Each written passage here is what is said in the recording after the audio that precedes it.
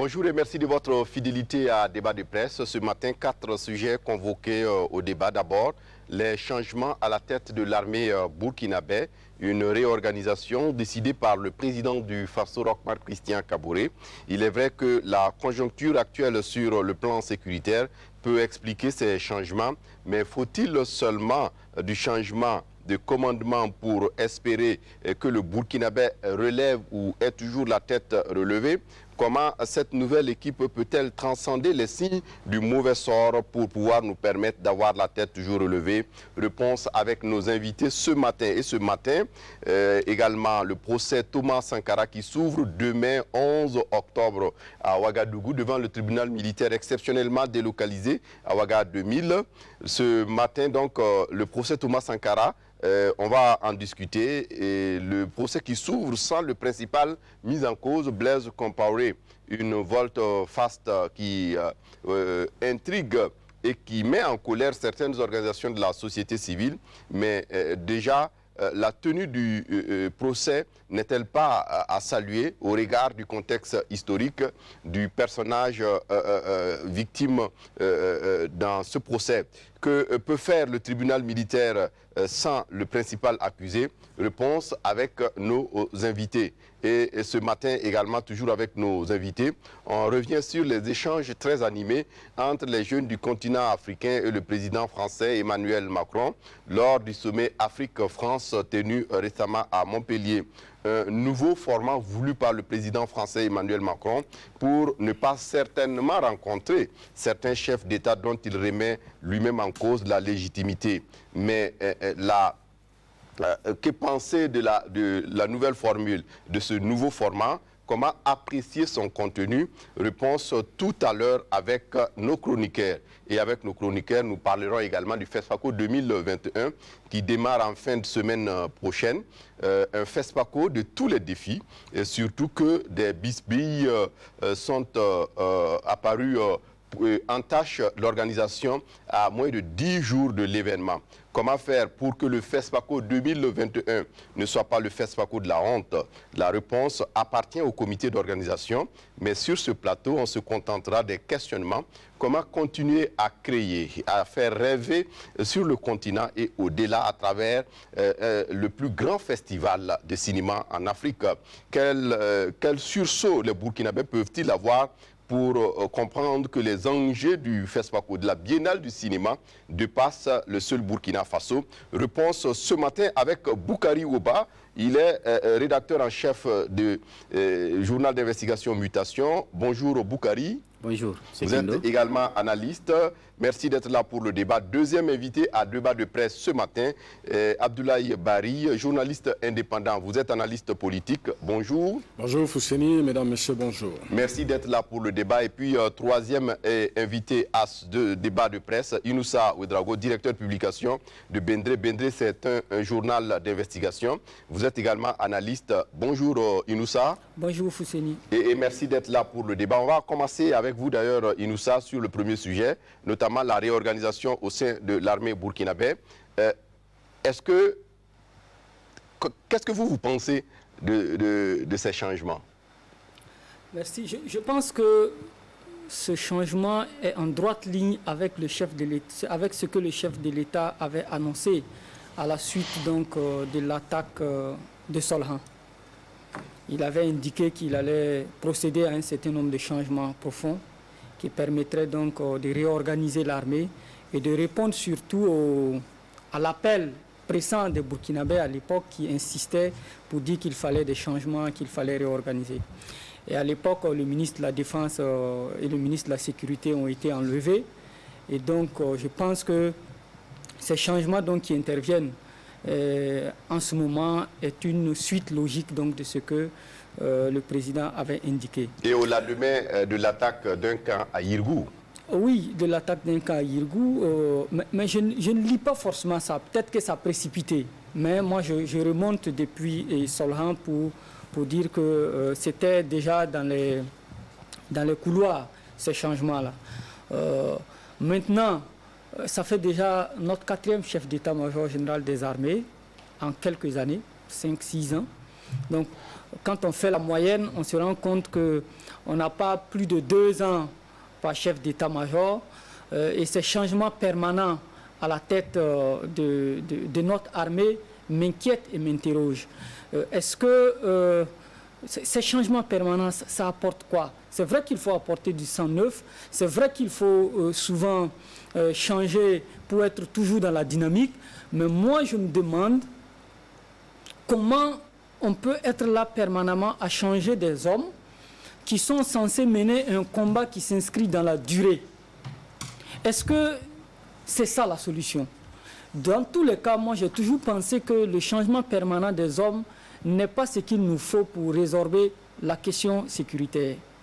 Il y a un travail de fond à faire qui consiste à avoir une stratégie claire de lutte contre le terrorisme.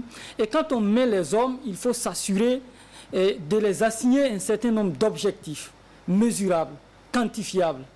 Et qu'à un moment donné, on s'arrête pour faire le bilan, pour savoir quelles ont été nos forces, quelles ont été nos faiblesses, qu'est-ce qui a marché et qu'est-ce qui n'a pas marché. C'est en ce moment seulement, en faisant le point... Est-ce que vous pensez qu'ici, ce n'est pas le cas? Je n'ai pas ce sentiment. Je n'ai pas ce sentiment. Sinon, c'est à croire que ces 4 chefs d'état-major qu'on a mis, Zagré est passé, Oumarou Sadou est venu, il est passé, Minungu est arrivé, on l'a enlevé, aujourd'hui c'est Ouedraogo. Mais qu'est-ce qu'on leur assigne concrètement comme objectif? Et après, on fait justement l'analyse, on essaie de faire le point de ce qu'ils ont pu apporter et de ce qu'ils n'ont pas pu apporter. Et ensuite, on peut en ce moment-là décider d'un changement. Mais en tout état de cause, je pense qu'il serait mieux maintenant que toutes les fois qu'on met un chef d'état-major, c'est vrai qu'on ne peut pas faire un appel à candidature pour choisir un chef d'état-major, mais au moins quand on le choisit, qu'on lui donne à la limite un certain nombre d'années et qu'on lui assigne des objectifs clairs et précis, de sorte à ce que l'opinion publique soit prise à témoin lorsqu'il s'agira de faire le bilan et de le changer. Oui, Abdoulaye Bari, c'est vrai qu'il parle de Gilbert Ouedraogo, le colonel-major, désormais général de brigade. Il a passé quand même 3 ans au poste de chef d'état-major général adjoint. Et donc, peut-être qu'il serait intéressant qu'on dise quelques mots quand même sur lui, pour que le public comprenne de quoi s'agit-il. Oui, on va dire que le nouveau chef d'état-major général des armées, c'est beaucoup plus de 3 ans, hein, parce que depuis Sadou, c'est vrai qu'il était sous-chef soutien donc à l'état-major général des armées, mais de fait, il était le numéro 2 donc de l'état-major général des armées depuis 2016. Donc c'est beaucoup plus que 3 ans. Le quoi qu'il y a eu à la nomination donc du général Minungu à la tête de l'armée, c'est qu'il se trouve que l'adjoint donc de Sadou était plus ancien donc que Minungu dans le grade de colonel-major. Donc, ça créait des frustrations un peu dans le commandement. Évidemment, on va dire que ça a eu un impact décisif sur l'action militaire. Qui est-il exactement? Il a été formé donc à l'école de guerre du Cameroun. Il est passé par le Sénégal. Il a fait le Saint-Cyr. À Saint-Cyr, donc, il est diplômé donc en stratégie et relations internationales. Il a été plusieurs fois chef de corps au Burkina, notamment à Gawa, à Pau, où il a commandé aussi le Sénég. Il a été à Cambouessin. Il a été de 95 à 99 aide de camp du président Blaise Compaoré. Pendant 10 ans, il a été chef donc, du cabinet militaire de Blaise Compaoré entre 1999 et 2008. On le décrit comme étant un homme qui n'est pas un homme clivant. Il a un tempérament très posé, il n'est pas clivant, c'est ce que l'on retient de lui. Il a un regard sur les relations internationales puisqu'il est diplômé dans ce domaine. Voilà ce que l'on retient de lui, mais est-ce que sa nomination constitue en soi une panacée pour apporter donc une réponse adéquate aux défis sécuritaires qui assaillent le Burkina? Younoussa l'a dit, le président Kaboré l'a annoncé depuis les tristes événements de Solhan. C'est là où je trouve même qu'il y a une certaine erreur au niveau du leadership politique, parce qu'on n'annonce pas à des hommes qui sont en armes qu'on va les changer. on change, on n'annonce pas généralement parce que, voilà, on sait généralement les conséquences. Donc, je veux dire, c'est des changements qui auraient pu intervenir depuis longtemps parce qu'on attend quand même depuis quelques mois. Est-ce que ce changement permet d'apporter une réponse adéquate? En soi, je ne pense pas parce que la lutte contre le terrorisme, c'est un ensemble. Si l'armée est apte à faire désormais face aux défis sécuritaires, il y a d'autres segments sur lesquels il va falloir travailler au niveau politique, au niveau social. Sur beaucoup de segments, il va falloir travailler. Mais en soi, on va attendre ce que ça va donner. Oui, Boukari Ouba, vous tapez le sable, certainement que vous devez savoir ce que ça va donner.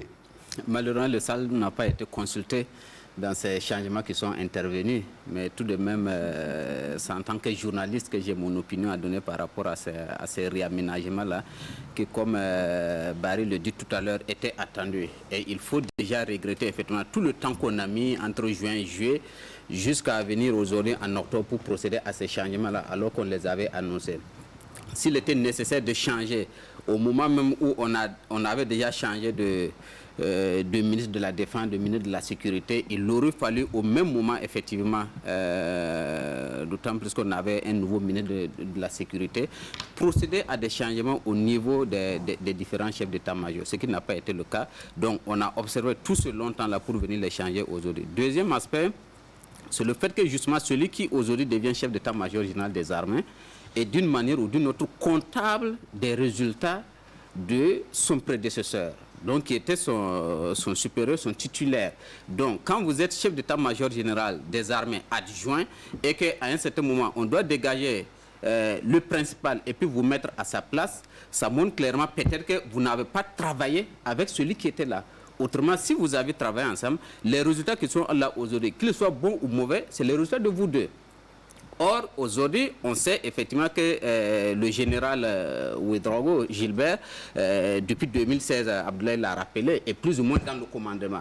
Et on l'a surtout vu en tant que chef d'état-major général adjoint des armées. Et aujourd'hui, il remplace le titulaire, celui qui était là avant. Moi, ça me pose véritablement un problème. Si on doit changer, il faut faire un changement que j'allais dire profond. C'est de changer véritablement la hiérarchie. Or, aujourd'hui, il n'y a pas eu changement de hiérarchie, il y a eu changement d'homme. Parce que la hiérarchie, c'était y compris le général Ouedraogo, qui, depuis un certain moment, est chef d'état-major général adjoint. Il y a eu des changements à d'autres niveaux, état-major de l'armée de l'air, au niveau de la gendarmerie. À certains niveaux, les changements sont beaucoup plus compréhensibles, parce que celui de la gendarmerie, on a longtemps parlé du fait que il était plus ou moins malade et qu'il était effectivement nécessaire de le changer. Et ça aussi, je vais invoquer la question du temps parce que pour quelqu'un qui apparemment n'était pas aussi opérationnel que ça et qu'il ait fallu attendre tout ce temps-là pour venir le remplacer aujourd'hui, ça pose véritablement problème. À un certain moment, on a l'impression effectivement qu'on est en train de rouler à vide. Or, la situation, on a pu le constater, ne s'est pas du tout améliorée à un certain moment. On peut être dans une sorte de stabilité, mais plus ou moins, les incidents terroristes sont les mêmes depuis le début du deuxième mandat de Roch Marc Christian Kaboré. Régulièrement, donc, on a ces attaques-là et on n'en parle que lorsqu'on atteint le seuil d'une dizaine de morts. Autrement, tous les jours, on a des incidents de nature terroriste qui nous font 1 mort par là, 2 morts par là, 3 morts par là. Mais c'est des incidents qu'aujourd'hui, on considère vraiment très mineurs, qui n'en valent peut-être même pas la peine d'en parler dans les médias, alors que c'est suffisamment grave chaque fois qu'un Burkinabé perd la vie. Donc on constate ces changements. Malheureusement, on ne peut pas être plus optimiste qu'on ne l'a déjà été de par le passé, parce que les changements véritablement n'ont pas apporté grand-chose. Et effectivement, il faut se poser la question si c'est un problème d'homme. Oui, un problème d'homme. Idoussa, comment peut-être ce commandement, ce nouveau commandement peut arriver à galvaniser davantage les troupes pour les remettre au combat? Parce que c'est ça qu'on attend d'eux. Bon, je ne sais pas. Il appartient au commandement de nous dire ce qu'ils vont faire. C'est eux qui ont été formés à la guerre. Nous ne faisons que donner des opinions. C'est difficile de leur dire ce qu'ils doivent faire. Mais je pense qu'il y a urgence à se rapprocher beaucoup plus des hommes qui sont sur le terrain. Parce que le fossé devient de plus en plus grand entre ceux qui commandent et ceux qui sont sur le terrain de combat. Il faut donc faire en sorte qu'il y ait une sorte d'osmose, une sorte de cohésion entre les hommes et la hiérarchie. Il faut aussi travailler à briser cette chaîne qui fait qu'au niveau de la hiérarchie militaire, il y a des clans. C'est une réalité. Notre armée est divisée. Ce n'est peut-être pas le lieu de le dire, mais il faut qu'on en prenne conscience et travailler à sortir des clivages. De tel groupe appartient à telle personne ou telle personnalité politique, tel groupe répond à de telle ou telle personne. Et ça, ce sont les chefs militaires, à commencer par le chef suprême des armées, le président Kaboré, qui peut travailler à sonner la fin de la récréation et à mettre les gens sur des objectifs précis et clairs. Tant que ce n'est pas fait, ça sera difficile. Et il faut aussi mettre toute la société burkinabé en position de combat. On l'a toujours dit, ce n'est pas un combat seulement que des militaires. Ce n'est pas un combat qu'on va gagner avec la gâchette. Parce que le terrorisme, c'est d'abord des idées. C'est une idéologie et on ne peut pas combattre les idées et l'idéologie seulement qu'avec les armes. Voilà pourquoi l'ensemble de la société burkinabé doit être mis en branle pour cette lutte contre le terrorisme. Oui, Abdoulaye Bari, votre réaction sur ces changements, vous l'avez dit, on attend toujours de voir, mais sur le terrain, comment véritablement créer cette osmose dont parle Inoussa? C'est un travail de longue haleine. Je vais rebondir sur ce que M. Woba a dit. Effectivement, dans l'entendement collectif, quand le président annonce un changement, on s'attendait quand même à un changement très profond. Et ce qu'il dit est d'autant plus pertinent parce que le partage donc de ce bilan. Parce que évidemment, on va le dire, le général Minungu a été quand même l'un des chefs de l'armée qui a voulu mettre l'armée dans une disposition véritablement de guerre où il a arrêté beaucoup de choses. Mais à l'arrivée, désormais, avec ces changements, c'est comme si c'est lui seul qui avait été le problème. Or, je ne le pense pas. Le bilan est à partager. Et je sais, par exemple, que c'est un homme qui a souffert le martyre pendant plus d'une année parce qu'il avait des problèmes avec ses subordonnés. Et lorsqu'il a voulu opérer à un moment donné des changements, il y a un message qui est venu en haut lieu pour lui dire non, vous avez été nommé dans les mêmes conditions, donc vous ne pouvez changer personne. On va dire que c'est un homme qui n'a pas pu véritablement travailler. Mais là n'est pas le problème. Dénoncer ça n'est pas le problème. Il est important de tirer les leçons de ce qui n'a pas marché pour pouvoir avancer. Évidemment, lorsqu'on regarde ces changements, ils ne sont pas profonds, mais la limite aussi, c'est qu'il y a des choses qu'on ne peut pas faire dans l'armée sans conséquence. Ce que Oba dit, si vous prenez par exemple, si vous mettez un jeune colonel à la tête de l'armée aujourd'hui, la conséquence c'est quoi? Ça veut dire que vous allez débarrasser beaucoup de militaires, c'est-à-dire des colonels qui sont plus anciens que lui, des colonels majeurs qui sont plus anciens que lui, vous allez les faire sortir des rangs à un moment où il y a un véritable problème de ressources humaines au sein de l'armée. Ça c'est un problème important. La gestion des équilibres, souvent il y a même des équilibres subjectifs qu'il faut gérer parce que c'est ça aussi la réalité, le plan de carrière des gens qui a même aujourd'hui de prendre ce poste-là pour préserver un certain nombre d'équilibres. Certainement, donc, c'est Jules Ouedraogo. Mais là où je ne suis pas un spécialiste des questions militaires, moi, par exemple, je m'attendais beaucoup plus à voir Vinta, le Vinta Sommet, qui est numéro 2 aujourd'hui, donc de l'état-major. Je ne m'attendais pas à le voir, par exemple, comme étant chef d'état-major adjoint. Je donne mon analyse de journaliste sans être un expert des questions militaires. Pourquoi? Vinta est celui qui fait la guerre depuis 6 ans. C'est-à-dire il est le sous-chef des opérations. C'est-à-dire que c'est lui, bon, on va dire entre guillemets, c'est lui qui fait la guerre véritablement depuis 6 ans. On l'a enlevé aujourd'hui pour le mettre adjoint du chef d'état-major général. Bon, pour moi, il y a un problème. Soit il reste à ce poste donc, des opérations, ou on l'amène CEMAT, c'est-à-dire chef d'état-major de l'armée de terre. En ce moment, il peut cumuler avec le poste donc, de chef d'état-major adjoint. Le poste de chef d'état-major adjoint de l'armée, je pense que ce n'est même pas, c'est pas indispensable parce qu'en 2011, on a vu l'armée burkinabé a fonctionné pendant plus d'une année sans chef d'état-major adjoint général des armées. Souvent, c'est même le poste de chef d'état-major général des armées, souvent c'est généralement en situation de crise, par exemple, lorsqu'on va en France, en temps de paix, il n'y a pas de chef d'état-major général des armées. Parce que les armées sont tellement autonomes. C'est lorsqu'il y a guerre qu'on nomme un chef d'état-major général qui est chargé de la coordination. Donc pour moi, sur la nomination de Vinta comme un adjoint, j'ai quelques appréhensions à ce niveau, mais il reste que ce sont des experts qui connaissent la question mieux que moi, qui ont fait ce choix. Maintenant, évidemment, l'avantage aussi peut-être de Vinta et de Gilbert à ce niveau, c'est que les deux ont un très bon tempérament, c'est des gens qui sont posés, ce ne sont pas des gens va-t-en-guerre. Bon, mais l'inconvénient aussi, c'est d'avoir... pourtant, nous sommes en guerre. Ouais, l'inconvénient peut-être aussi, c'est d'avoir les deux chefs militaires qui sont des gens qui ont un tempérament posé, le ministre délégué à la défense a un tempérament posé, le président du FASO tempérament posé. Bon, peut-être il aurait fallu avoir un monsieur bouillant parmi les quatre pour pouvoir bousculer, quoi. Mais bon, on souhaite que ça aille. Oui, et sur le terrain, souvent on nous reproche peut-être, Boukari Oba, Inoussa, peut-être d'avoir aussi des renseignements qui ne fonctionnent pas. Par exemple, le cas d'Irgou. Finalement, vous, votre opinion? Non, je crois qu'il va falloir à un certain moment quitter dans ce débat de renseignement-là. Moi, je le dis, si on observe très bien, depuis au moins, au plus tard, en 2018, nous avons réglé la question des renseignements. Ce n'est pas possible.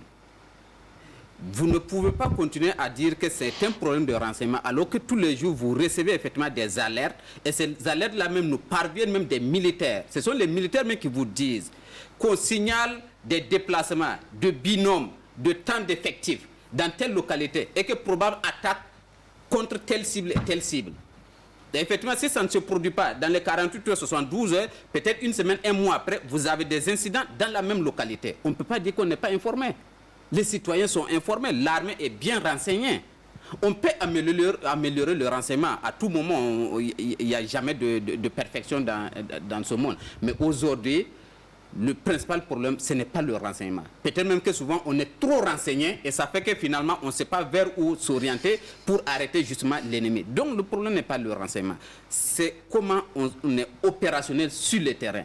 Et là, on peut se poser le problème à deux niveaux. Au niveau des hommes, leur concentration. Lorsque des gens sont à leur base, dans leur camp, qu'est-ce qu'ils font au juste? Est-ce que chacun est assis et la calasse bien chargée, en train de scruter l'horizon, ou bien on est en des petits groupes de discussion et qu'on a juste une sentinelle qui est arrêtée quelque part, qui ne peut naturellement pas surveiller tous les 4 coins? Parce que c'est l'impression qu'on a. Lorsqu'on arrive à attaquer un détachement, donc ça veut dire la base même justement d'une unité militaire, on neutralise les hommes, on emporte l'armement. On se demande bien si c'est des militaires qui étaient là-bas. Comment est-ce qu'on s'est fait prendre jusqu'à ce niveau, à ce niveau-là? Donc d'abord, effectivement, l'opérationnalité même des hommes sur le terrain, est-ce que véritablement ils sont là-bas pour être des vigies? Et deuxième chose, la question du matériel justement. Est-ce qu'étant là-bas, ils ont le matériel nécessaire de se défendre, à plus forte raison de pouvoir rayonner et puis défendre les populations? On pose la question tout le temps. Et aujourd'hui, la question de l'efficacité de nos moyens aériens se pose toujours. À certains moments, lorsqu'on a une attaque qui est en cours, on a juste besoin peut-être d'un hélico qui va aller survoler la zone et ça suffit pour dissuader, pour disperser les assaillants. Mais ça même, on ne peut pas le faire. On continue de nous dire, et c'est une réalité, on l'entend, il n'y a pas si longtemps, une attaque qui est intervenue dans la région de l'Est, on entend toujours l'argument selon lequel l'hélico ne peut pas survoler la nuit.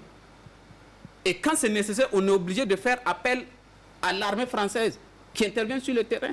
Mais c'est suffisamment dangereux et grave que depuis 2015-2016, on soit aujourd'hui à 2021 sans être capable d'avoir un dispositif aérien qui nous permet de nous défendre. Donc ça pose véritablement problème. Et pour terminer, en ce qui concerne, je reviens sur la question des hommes de la hiérarchie. Aujourd'hui, pratiquement tous les probables prétendants à ce poste de chef d'état-major général des armées, ils ont pratiquement la même formation. La même formation, c'est quoi? C'est d'avoir fait des écoles de guerre, d'avoir occupé un certain nombre de fonctions qui, de mon point de vue, sont pratiquement des fonctions politiques. Beaucoup plus politiques que militaires. Parce que aide de camp et autres, là, c'est quoi? Si Roch fait de vous aide de camp, à la limite, c'est un poste politique. Mais qui sont ceux-là qui ont fait réellement la guerre? Et aujourd'hui, ceux qui sont en train de faire la guerre, ce sont ces soldats-là.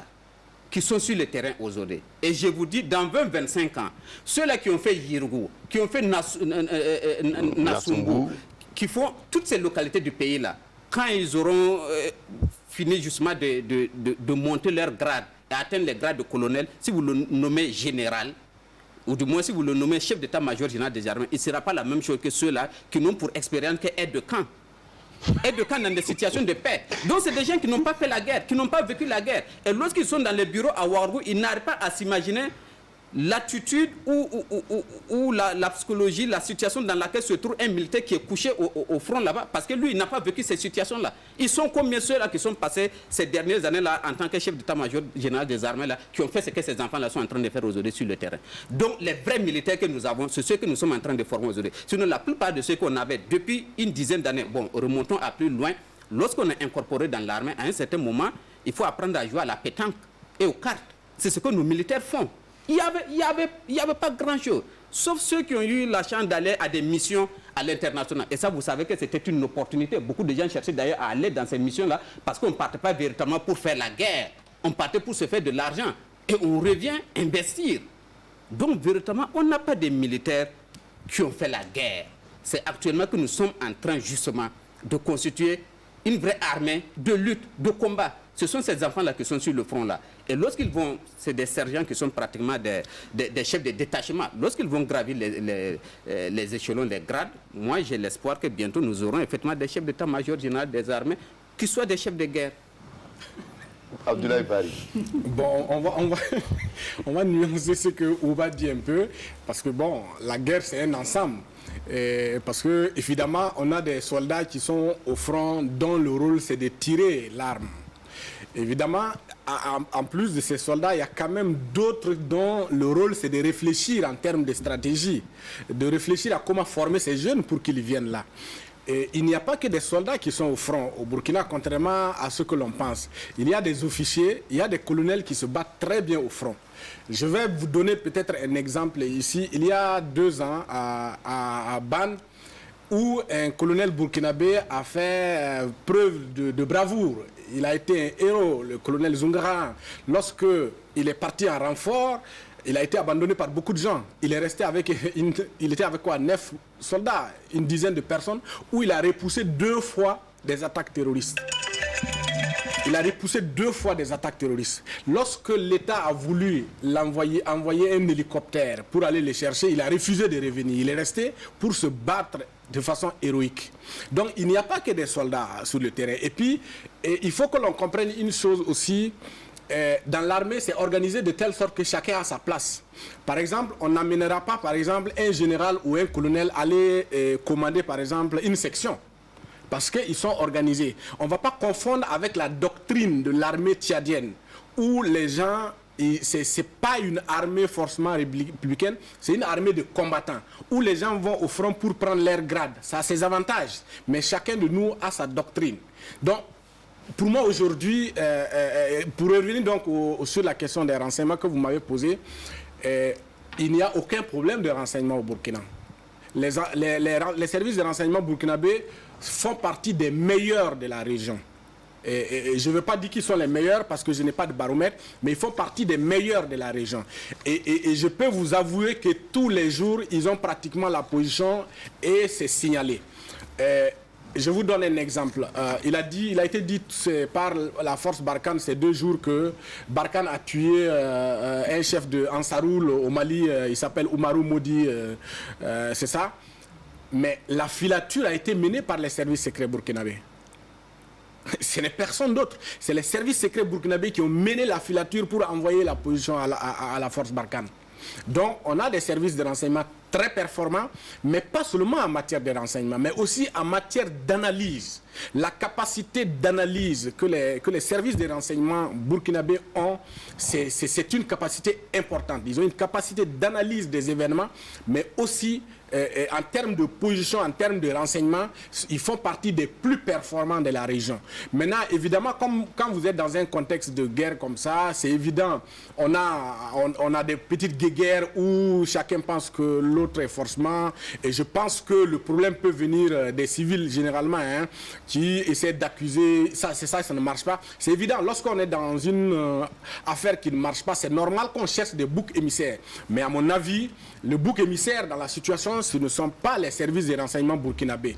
C'est un ensemble. La lutte contre le terrorisme, c'est un ensemble. Il y a une dimension politique, il y a une dimension militaire, il y a une dimension de sécurité intérieure, il y a une dimension sociale. Donc on ne peut pas aujourd'hui dire que si ça ne va pas, ce sont les services de renseignement burkinabés. Je ne suis pas d'accord. Je m'inscris à faux parce que j'ai la preuve que ce sont des gens qui font un excellent travail. Et certainement que le nouveau commandement qui vient d'être mis en place va y veiller au grain et de la bonne manière.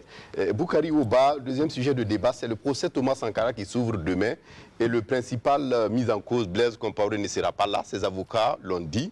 Et pour certaines organisations de la société civile, c'est une volte-face qui ressemble à une mauvaise foi, pour ne pas dire une certaine... ça intrigue. Oui, l'absence de Blaise, c'est sans doute un gros événement dans ce procès-là. Mais cela dit, je ne sais pas, juridiquement parlant, si on peut dire que c'est le principal accusé. Parce que ici, on est face à peut-être à l'atteinte à la sûreté de l'État, qui est effectivement une des charges contre Blaise Compaoré. Mais il y a surtout l'assassinat. Et au niveau de l'assassinat, Blaise Compaoré n'est poursuivi que pour complicité d'assassinat. Donc, l'assassinat, c'est le commando, dont notamment, je crois bien, Yassine Kafando et puis un certain nombre d'éléments, donc qui sont allés donc, au conseil de l'entente, qui ont abattu donc, le président Thomas Sankara et ses 12 apôtres. Donc, principal accusé, peut-être oui, mais aujourd'hui, on se rend compte que Blaise Compaoré va être absent de ce procès, ainsi que Yassine Kafando, justement. Mais on l'a toujours dit, cela n'empêche pas que le procès puisse se tenir. Et ce qui va se passer demain, c'est véritablement historique. Historique dans la manière, en ce sens qu'effectivement, il y a très peu de temps de cela, on était loin d'imaginer qu'on puisse effectivement arriver à ce procès Thomas Sankara. Là, quoi qu'on le disait, tôt ou tard, il y aura procès. Mais on se disait que tant que le régime de Blaise Compaoré était là, ou tant qu'il a encore ses relations, ça allait être difficile qu'on puisse tenir ce procès-là. Et puis, les événements sont allés trop vite en 2014. Et puis, on a eu ce gouvernement de transition qui a eu la volonté, parce que c'était un gouvernement, on va dire, issu du peuple, donc qui a remis les choses en marche. Il y a eu l'instruction, ça a été bouclé, et puis aujourd'hui, le dossier est envoyé pour être jugé. Donc, demain, nous avons la chance, si Dieu nous donne encore la chance, demain, de pouvoir assister à cet événement-là que je dirais historique. On verra un peu comment est-ce que le procès va démarrer. Inoussa Ouedraogo, un procès sans Blaise Compaoré sur l'assassinat de Thomas Sankara et de ses 12 compagnons. Est-ce que ce n'est pas un goût d'inachevé? Absolument, c'est un goût d'inachevé. Mais ce n'est pas non plus surprenant. Blaise Compaoré a toujours été absent lors des grands moments. Quand on a assassiné Sankara le 15 octobre, Blaise Compaoré a dit qu'il était malade couché. Il dormait. D'accord. Alors quand il y a eu l'exécution ou cette prétendue coup d'État de Lengani et Henri Zongo, il était absent. Même Norbert Zongo, quand on l'assassinait, Blaise était absent. Et quand les 30 et 31 octobre, le peuple est sorti pour faire face à Blaise Compaoré, il a fui, il était absent. Et aujourd'hui, on veut savoir ce qui s'est passé le 15 octobre. Blaise Compaoré n'est toujours pas là, il est absent. Ce n'est pas surprenant. Mais aujourd'hui, à la veille de ce procès, je pense à quelqu'un, à la mère de Thomas Sankara. Après le 15 octobre, la famille Sankara a demandé une messe pour le repos éternel de l'âme de Sankara. Et des hommes en tenue sont descendus et ont empêché que ça ait lieu, que cette messe-là ait lieu. Et ce jour, la mère de Sankara est tombée malade. Elle n'a pas pu véritablement se relever de cette maladie-là, qui l'a finalement emportée. Et je pense à cette vieille-là aujourd'hui. Je pense aussi au père de Sankara qui dit qu'il a perdu 2 fils le 15 octobre. Parce qu'il a perdu Blaise Compaoré et il a perdu Thomas Sankara. Blaise n'est plus jamais revenu, alors qu'il attendait Blaise. Ce sont des moments douloureux. Et aujourd'hui, c'est décevant que Blaise ne soit pas à ce procès. Mais je pense aussi à tous ces hommes et femmes qui se sont battus depuis 1987, qui ont maintenu le flambeau, qui permettent aujourd'hui que nous autres, prétendus sankaristes, en temps de paix, puissions avoir le ton haut. C'est parce que des femmes et des hommes se sont battus. Et je pense à eux aujourd'hui, parce que c'est leur combat qui finalement permet de positionner Sankara toujours dans la mémoire collective, mais aussi de faire en sorte que ce procès aboutisse. Mais ce qui me déçoit dans ce procès, c'est le fait qu'on nous dise qu'on ne pourrait pas enregistrer. Or, sous la Révolution, on a fait les TPR qui étaient en direct, qui permettaient à tous les Burkinabés, où qu'ils soient, de suivre ce procès. Aujourd'hui, on nous dit que ce procès-là ne peut pas être suivi par tous ces paysans, par tous ces hommes et femmes qui ont connu la Révolution, qui ont connu Sankara, mais qui aujourd'hui, s'ils veulent savoir ce qui s'est passé, doivent faire le déplacement à Ouaga et être contenus dans une salle qui ne peut pas recevoir 1000 personnes. Sankara mérite mieux, parce que Sankara est devenu mondial. Et je pense que je veux profiter pour lancer un appel aux autorités, au tribunal militaire et au président du Faso. De grâce, il faut permettre... C'est les journalistes qui parlent, parce que c'est une question de liberté d'expression d'abord. Il faut permettre à toute l'humanité, à tout le monde entier, de suivre ce procès qui est historique. Parce que ce n'est pas seulement que le procès de Sankara et de ses compagnons. Ça va au-delà. Et il faut permettre à tout le monde de suivre en direct ce procès-là. Que Blaise soit là ou pas n'est pas le problème, pourvu que la vérité jaillisse, qu'on sache qu'est-ce qui s'est passé le 15 octobre, qui a fait quoi, afin donc qu'on réconcilie finalement les Burkinabés avec leur histoire. Abdoulaye Bari, votre réaction par rapport à l'absence de Blaise Compaoré à ce procès et de la tenue même de ce procès dont Boukari Ouba qualifie d'historique? Oui, bien évidemment, il a parfaitement raison parce que le temps a été très long. Le temps a été long, on n'a jamais pensé que le jour allait se lever. Finalement, 30 ans, où pendant plus d'une vingtaine d'années, on a tenté, je veux dire, ces braconniers-là, de détruire l'image de Thomas Sankara, qui est celui qui s'est le plus sacrifié pour le Burkina, pour l'Afrique et pour l'humanité. Celui qui a été l'exemple, qui n'a pas été là à nous enseigner ce qu'il fallait faire, mais il a donné l'exemple dans ses actions. Je pense que je n'abuse pas en disant que c'est le meilleur fils que le Burkina ait eu. Voilà. Mais il y a des leçons à tirer dans ce procès avec ou sans Blaise Compaoré. Ces leçons, c'est quoi? Il y a un pouvoir. Ce pouvoir n'appartient qu'à Dieu. Le pouvoir des hommes, c'est tellement éphémère.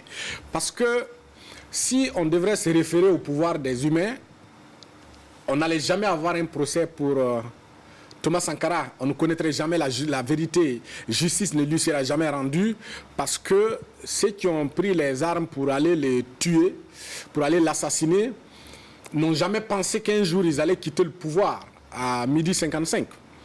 Et aujourd'hui, donc pour moi, la leçon à tirer, c'est d'abord pour ceux qui sont au pouvoir. C'est de se dire que le pouvoir des humains est éphémère. Il est important de penser à demain. Et donc, de penser à l'éthique lorsqu'on exerce le pouvoir d'État, il est important. Parce qu'en tant qu'humains, nous ne sommes rien. C'est aussi, je pense que c'est une justice qui est en train d'être rendue au Burkinabé, à l'Afrique, au monde, à tous ces millions d'hommes et de femmes épris de justice et de liberté à travers le monde qui ont marché, battu le pavé pendant des décennies pour qu'il y ait la liberté, pour qu'il y ait la vérité et la justice sur l'affaire Sankara. C'est aussi, ça va permettre à sa famille biologique de pouvoir faire enfin le deuil de leurs frères, de leurs fils. Parce que tant qu'il n'y a pas de vérité, tant qu'il n'y a pas de justice, cette famille elle est encore en deuil. Et je sais, quand je parle, ayant échangé avec Mariam Sankara plusieurs fois, j'ai vu, avec Blandine plusieurs fois, j'ai vu la profondeur de la douleur qui habite cette famille qui a vu son fils, le frère, quitter le matin pour aller au boulot et ne plus revenir.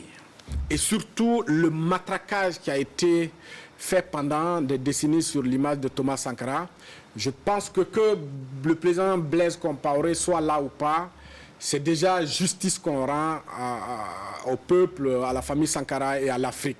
Maintenant, en termes politiques, il y a évidemment un problème parce que les Burkinabés ont décidé d'aller vers la réconciliation. L'affaire Sankara, notamment Blaise Compaoré, constitue un des éléments importants de cette réconciliation. Comment on va concilier la justice pour Sankara et la réconciliation à venir?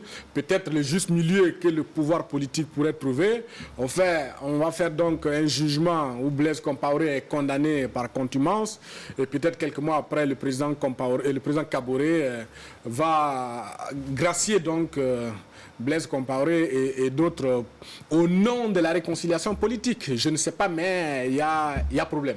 Il y a problème. Et pour vous, oui, Boukari Ouba, pour vous, il y a problème. On le dit depuis longtemps ou peut-être on le soupçonne parce qu'on ne voit pas exactement quel est le scénario pour arriver au terme de cette réconciliation nationale qui est enclenchée. Le forum est déjà prévu, alors qu'au même moment se tient effectivement des procès pour crimes. D'autres procès ont déjà eu lieu et les intéressés sont en train de purger leur peine et d'autres procès sont en vue. Donc moi je l'ai déjà dit, je ne comprends pas véritablement qu'on veuille à la fois mettre en œuvre la justice ordinaire telle qu'on la connaît dans une république et en même temps on veut avoir effectivement une réconciliation nationale. Dans le triptyque vérité, justice et réconciliation nationale, la justice qui est énoncée dedans, ce n'est pas la justice des tribunaux, c'est carrément une autre justice. Or ici effectivement on n'est pas dans ce paradigme-là. Donc ça laisse croire qu'il y a une sorte de deal, de schéma qui est là, qui est caché, qui n'est connu, entretenu que par le plus haut niveau, donc les autorités, qui savent effectivement comment est-ce qu'ils comptent après trouver la jonction, le lien entre effectivement ce qui est en train de se passer devant les tribunaux et puis ce qui va être déroulé comme processus de réconciliation nationale. Donc on sera attentif à ce qui va se passer demain. Après on nous surprend justement avec un plan, je crois que ça risque de décevoir et ça risque de ne pas passer. Parce qu'effectivement, il ne s'agit pas de juger effectivement les présumés coupables du 15 octobre de 1987 pour après venir, quelques temps après, effectivement, nous sortir une sorte de grâce présidentielle. Je crois que ça ne marchera pas ainsi. Il aurait fallu, dès le départ, effectivement, être honnête et clair avec tout le monde, dresser un schéma que tout le monde peut suivre et approuver d'abord avant qu'on puisse effectivement mettre en œuvre ce schéma-là. Et certainement qu'on sera attentif à ce qui va se passer du côté de salle des banquets de Ouaga 2000 demain et les jours suivants et on reviendra sur ce plateau pour en discuter. On va rapidement évoluer pour le troisième sujet. Et on revient, Abdoulaye Bari, sur ces échanges très animés entre les jeunes du continent africain et le président français Emmanuel Macron lors du sommet Afrique-France à Montpellier récemment. C'est un nouveau format, Bari, voulu par le président français Emmanuel Macron, certainement, pour ne plus rencontrer certains présidents qu'il estime être illégitimes. Est-ce que c'est votre avis? Bon, enfin, peut-être ça fait partie des éléments, mais ce qui est important à dire à ce niveau, c'est que Emmanuel Macron, en décidant ainsi, tient compte de l'avis de son opinion publique nationale. Et je pense qu'à l'arrivée, le plus grand gagnant de ce forum, c'est Emmanuel Macron, qui gagne en marketing politique, qui arrive davantage à séduire son opinion publique nationale. Pourquoi? Il est en élection en 2022. Et de plus en plus, l'opinion nationale française ne comprend pas la position de la France en Afrique, notamment à travers les OPEX, les opérations extérieures, militaires, où, selon elle, il y a très peu de résultats, mais malgré tout, la France y est.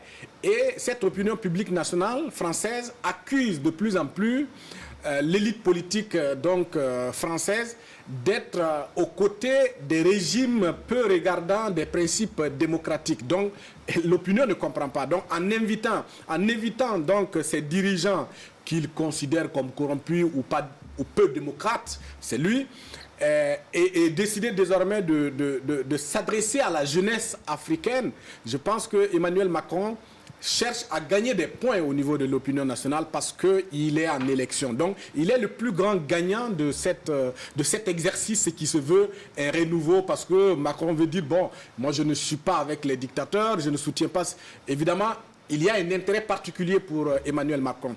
Maintenant, pour la jeunesse africaine, évidemment, ce que j'ai apprécié, c'est qu'avant cet échange entre le président Macron et les jeunes africains, il y a eu quand même des réactions sur les réseaux sociaux sur le manque de légitimité des jeunes qui sont partis là-bas. J'ai vu même au Mali où Adam Dicko il y a eu des vidéos, donc des audios et des vidéos sur les réseaux sociaux très violents donc à son endroit. On l'a traité de tous les noms d'oiseaux.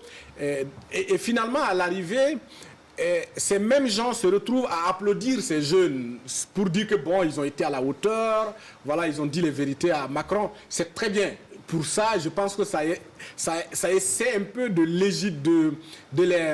les disculper de connivence avec la France. Mais moi, j'ai une interrogation.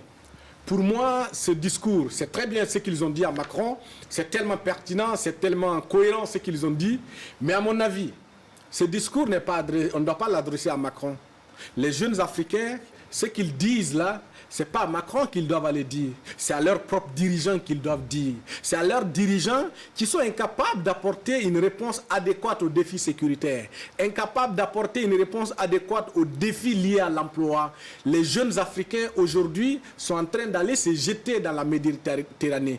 Ils meurent des milliers par milliers dans des embarcations de fortune parce qu'il n'y a pas de perspective dans leur propre pays. Ils sont obligés d'aller se jeter à l'eau parce qu'ils pensent qu'il y a une bien meilleure vie dans l'Europe de Schengen. En retour, ils rencontrent la mort. Les défis, le manque de perspective sur le continent chasse les jeunes Africains. Donc pour moi, ce n'est pas à Macron qu'il faut adresser ce discours. C'est aux dirigeants africains qu'ils doivent les interpeller pour qu'ils apportent des réponses adéquates aux défis qui assaillent la jeunesse africaine. Oui, Boukari Bari. Je m'embrouille. C'est votre avis également que les jeunes se trompent peut-être d'adversaires? Oui, bien sûr. Parce que effectivement, vous allez vous rendre compte que la plupart de ces jeunes qui ont eu des discours qui ont été bien applaudis, bien ovationnés, et j'apprécie d'ailleurs effectivement la justesse de leurs propos, leur éloquence, ce qui est bien, mais vous allez vous rendre compte que c'est maintenant qu'on les découvre. Il a fallu qu'il y ait une rencontre entre Macron et puis la jeunesse africaine pour qu'on découvre ces jeunes-là. Ce qui voudrait dire que ces jeunes-là, auparavant dans leur pays, n'avaient pas l'habitude de prendre la parole, de s'exprimer publiquement face aux défis nationaux. Est-ce qu'on leur a donné l'occasion? On prend l'occasion. Chacun crée son occasion. Comme quelqu'un l'a dit, on ne donne pas la parole à quelqu'un, quelqu'un arrache la parole. Il y a des jeunes au Burkina qui sont connus pour leur prise de parole, parce qu'ils s'expriment publiquement. Mais ces jeunes-là, par contre, on ne les connaissait pas forcément auparavant. Pareil que ce soit la malienne ou d'autres nationalités qui se sont exprimées. Ce qui voudrait dire qu'au niveau national, effectivement, on manque des occasions de nous assumer, de nous adresser à nos dirigeants, qui sont effectivement la principale cause de nos souffrances. Parce que c'est avant tout ces autorités-là d'abord qui ont notre destin entre leurs mains, avant qu'il ne s'ajuste effectivement ces connexions avec la France. Et aujourd'hui, ce sommet que d'aucuns appellent nouveau sommet, il faut se demander qu'est-ce que ça change dans le fond, dans les relations Afrique-France ou bien France-Afrique. C'est les mêmes relations. Je vous l'ai dit, aujourd'hui, on peut être choqué quand on pense à ce qui s'est passé dans les années 1960 et bien au-delà, à l'époque de l'esclavage, le potage humain, des images qui nous choquent. Mais j'ai bien l'impression que de tels sommets, dans 100 ans, nos petits-fils, arrière-petits-fils, verront ça exactement, avec le même regard que ce que nous pensons de ce qui s'est passé il y a 60 ans et plus. À savoir que c'était effectivement une relation de domination, d'esclavage. Donc aujourd'hui, il ne faut pas trop se réjouir de ces folklores-là. La France est certes une puissance économique, militaire et tout. Mais aujourd'hui, la France reste grande parce que la France a l'Afrique, en tout cas une bonne partie de l'Afrique avec elle. La France est pratiquement cette seule puissance-là qui continue d'entretenir des relations aussi fortes, étroites avec ses ex-colonies, alors que toutes les autres puissances, les nations européennes, ont eu des colonies, mais aujourd'hui les relations sont beaucoup améliorées. Ce n'est plus du tout les mêmes types de rapports. Mais avec la France aujourd'hui, effectivement, en se rendant compte qu'avec les dirigeants, ces dirigeants-là sont vomis dans leur pays, n'ont plus forcément l'opinion avec eux, donc les autorités françaises vont directement rencontrer la jeunesse africaine pour justement avoir cette légitimité-là de continuer à être le grand maître. Donc c'est un sommet qui, moi, personnellement, n'est pas à applaudir. Inoussa Ouedraogo. Bon, je pense que en décidant déjà de mettre de côté nos chefs d'État et de parler à la jeunesse, c'est la preuve que c'était véritablement la France-Afrique qu'on a toujours dénoncée. Parce que là, c'est les autorités françaises, c'est Macron qui décide de l'agenda. Donc ce sommet qui se tient depuis des décennies, que nous avons certes toujours dénoncé, c'est la France qui met le contenu qu'elle veut. Donc aujourd'hui, la France décide, je ne parle plus à ces chefs d'État africains qui sont peut-être pas suffisamment légitimes, je m'adresserai directement à sa jeunesse. Au nom de quoi un chef d'État français convoque des jeunes Africains pour leur parler? Et on dit que c'est la société civile et des de jeunes ces entrepreneurs, pays. voilà. Quelle société civile? Je ne sais pas. Ces hommes et femmes que vous avez vus, en tout cas pour ce qui est du Burkina que nous connaissons, je crois ils savoir que le appartiennent à Conseil quelle société national civile? de la jeunesse avait fait une déclaration qui Voilà. semble ne pas se reconnaître Mais dans au-delà le de choix tout, des représentants du Burkina à ce sommet. c'est ça. Mais au-delà de tout, moi je n'en veux pas à ceux qui sont allés à ce sommet. Ils ont été invités, ils se sont bien exprimés, les uns et les autres l'ont dit, ils ont été éloquents, c'est bien, c'est beau, c'est intéressant. Mais qu'est-ce que ça change dans les rapports? Qu'est-ce que ça change dans le fond? Parce qu'il s'agit là simplement de retarder la prise de conscience de plus en plus grandissante de la jeunesse africaine. Je ne suis pas d'accord avec Barry quand il dit que ce discours ne doit pas être adressé à Macron. Peut-être pas à Macron uniquement. Oui, nous avons des chefs d'État qui ne sont pas à la hauteur. Oui, nous avons des chefs d'État qui ne travaillent pas suffisamment à couper le cordon ombilical. Et nous les dénonçons. Nous allons continuer à les dénoncer. Mais il ne faut pas se faire d'illusions.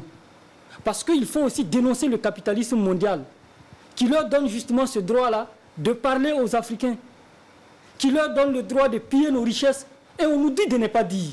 Pourquoi ces jeunes vont mourir dans les mers pour aller là-bas? Parce que c'est eux qui ont pillé nos richesses. Ils nous ont esclavagisés, ils nous ont colonisés.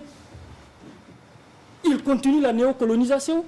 Et aujourd'hui, ils veulent nous macroniser. Et on nous dit de ne pas le dire. Non.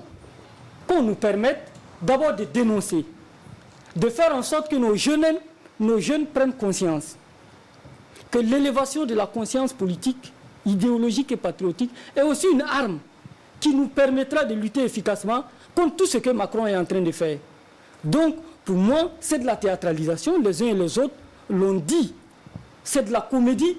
Mais il nous appartient à nous de continuer le combat, à prendre conscience et à travailler à faire en sorte que la France respecte les Africains, que la France respecte nos chefs d'État, que la France respecte la jeunesse africaine. Ce combat-là, il est perpétuel et nous devons le mener tous ensemble. Voilà. Oui, Abdoulaye Barry, réaction, et puis on va rapidement aborder, juste en 2 minutes, le dernier sujet de FESPACO. Ok. J'apprécie la pertinence de Inoussa et surtout la passion qui accompagne son argumentaire. C'est vrai. Au fait, si vous voyez, peut-être je suis un incompris, mais je l'assume.